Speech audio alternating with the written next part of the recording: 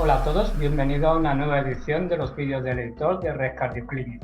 Hoy me complace presentar al doctor Javier Torres Yergo, cardiólogo del Hospital Universitario de Jaén, presidente electo de la Sociedad Andaluza de Cardiología y gran colaborador de la SED, por su trabajo Caracterización epidemiológica del estudio Refleja, estrategias de prevención del ictus en mujeres con fibrilación auricular, que ha meritado su publicación en Red Cardio Clinic.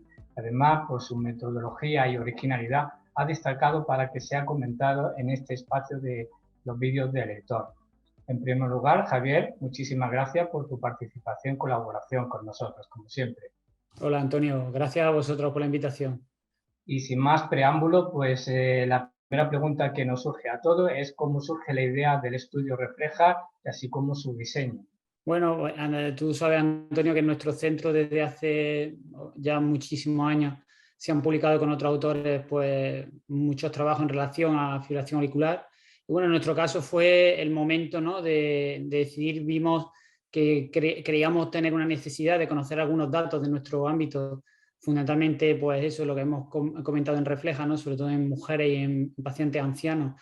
Pues queríamos saber, teníamos la inquietud de saber cómo estábamos tratando y cómo eran los pacientes del día a día de configuración auricular de nuestro medio, ¿no? Y así es como se organizó un poco la idea de registro Refleja, ¿no? Realmente al final un registro monocéntrico, prospectivo, en donde incluimos durante un año completamente a todos los pacientes que vimos en nuestras consultas externas por fibrilación auricular y bueno, registrando muchísimas variables de estos pacientes, pues queríamos ver un poco en el seguimiento primero fundamentalmente, como digo, las características basales, la caracterización de estos pacientes, cómo lo estábamos tratando, cómo eran, y fundamentalmente, pues ya os digo, en el seguimiento, pues ver en función de esos resultados de cómo estábamos tratando a estos pacientes, pues saber cómo se comportaba, ¿no?, la enfermedad. Eso así es como más o menos nos planteamos el registro Refleja. Sí, habitualmente en cardiología y ya es ampliamente conocido, tanto en cardiopatía isquémica como en cardiopatía valvular, que hay diferencia entre género, ¿no?, entre hombres y mujeres. En este registro, que es un registro de la vida real, ¿cuáles son las principales diferencias que encontráis en la población? Son muy parecidas también, Antonio, en lo que se ha visto en otros registros, ¿no?, que realmente son en las mujeres, pues fundamentalmente pues son más ancianas, el registro de mujeres con fibrilación auricular, tienen un perfil clínico más desfavorable, no tienen características, por ejemplo, de tener más hipertensión, más insuficiencia renal, más anemia, es decir, características pues típicas de la edad avanzada, ¿no? Y esto evidentemente luego tuvo una serie de implicaciones. Sí es cierto que lo que es las características basales de los pacientes pues se diferenciaban en esto, es verdad que en los varones lógicamente todo lo que es la enfermedad vascular, la cardiopatía isquémica era mucho más prevalente, pero realmente la edad era más avanzada en las mujeres y eso pues tenía ciertas implicaciones, ya digo, desde el punto de vista terapéutico, ¿no? Yo creo que fundamentalmente el resumen te haría es que, bueno, eran muchísimos, tenían una edad, pues ya os digo, muy ancianos, y eso hacía que la indicación por ejemplo, necesidad de anticoagulación era pues altísima, era más del 85%. En nuestro caso, pues más del 90% de los pacientes estaban anticoagulados.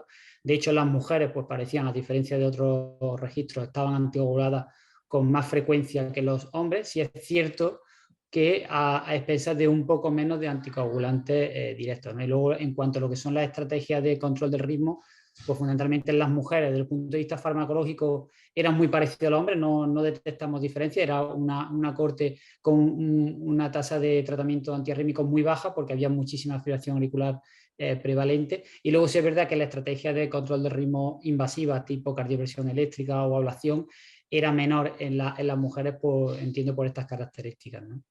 ¿No? Creo que ha hecho un resumen estupendo de los principales hallazgos que se ha encontrado del registro en cuanto a la prevención del ictus y control del ritmo. Pero, ¿qué consecuencias habrá, sobre todo en forma de eventos, tener estos resultados de lo aportado por el registro Refleja?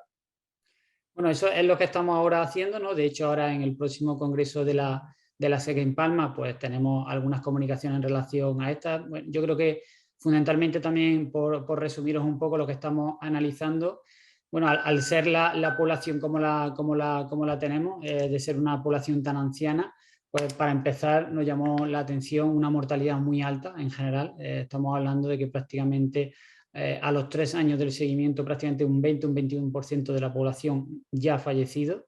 Y mayoritariamente, cuando hemos analizado estas causas de mortalidad, pues bueno, no sorprende el hecho de que la mayoría de la muerte sea no cardiovascular, ¿no? Por la edad que os digo y por la cantidad de comorbilidad que asocian estos pacientes, ¿no? Sí es verdad que hemos podido ver que con un índice de anticoagulantes directos muy alto, bueno, la tasa de ictus es muy baja a 3 años, estamos hablando de prácticamente un 1% al año, o sea, acumulado un 3% en los 3 años de seguimiento, con un nivel de hemorragias también especialmente bajo, similar al resto de registros multinacionales.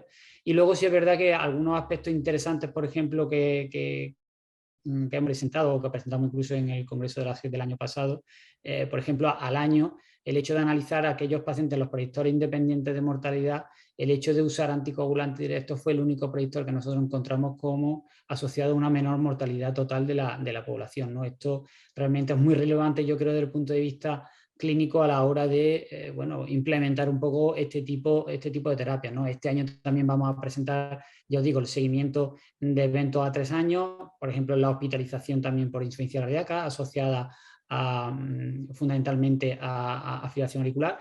Y al final el trabajo lo que pone sobre todo de relieve, yo creo, es la importancia de no infratratar a grupos tan sensibles como pueden ser el grupo de las mujeres y el del anciano, porque realmente se ha visto que, por ejemplo, el hecho de tratar a estos grupos con anticoagulantes directos, por ejemplo, o tener estrategias invasivas en el control de ritmo, evidentemente aportan beneficio igual que a otros grupos, ¿no? Y en ese sentido, pues, por ejemplo, nuestro grupo ha apostado por esto, ¿no? Por el hecho del paciente anciano y las mujeres, donde especialmente las tasas de ictus crudas pues, son más altas incluso que en el resto de la población, son donde debemos incidir más en el uso de terapias porque sean mucho más efectivas, ¿no?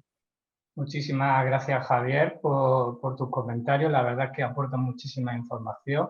Se trata, como su acrónimo dice, refleja realmente un retrato de la sociedad, de nuestra población, de la vida real, que es muy importante y la verdad que complace, creo que en esta parte de la labor de los cardiólogos, en el que los grupos como los ancianos o las mujeres no estén infrarrepresentadas. Y luego, pues, deseosos de que podamos ver esos datos de seguimiento a 3 años publicados próximamente. Así lo intentaremos. Gracias a ti, Antonio. Muchas gracias.